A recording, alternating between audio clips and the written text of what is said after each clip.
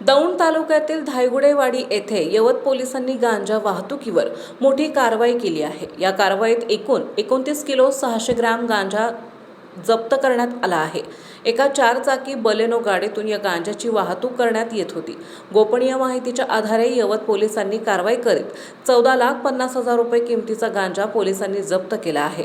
या प्रकरणी शाकीर शब्बीर पानसरे आणि समाधान शिवाजी दाभाडे या दोघांवर गुन्हा दाखल करण्यात आला आहे। यवत पोलिसांनी दिलेल्या माहितीनुसार पुणे सोलापूर राष्ट्रीय महामार्गावरील गुंगीकार अंमली पदार्थ गांजाचा माल सप्लाय होत असल्याची खात्रीशीर गोपनीय माहिती यवत पोलिसांना मिळाली होती। त्यानुसार पोलिसांनी रात्रीच्या सुमारास पुणे सोलापूर राष्ट्रीय महामार्गावर धायगुडेवाडी गावाच्या हद्दीत एका हॉटेलच्या समोर नाकाबंदी लावून कारवाई केली। या नाकाबंदी दरम्यान पांढऱ्या रंगाच्या बलेनो कारमधून हा गांजा वाहतूक होत असल्याचं छापेमारीत निदर्शनास आले।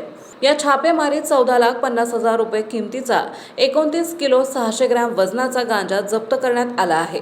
5,50,000 रुपये किमतीचे 4 चाकी वाहन देखील जप्त करण्यात आले आहे।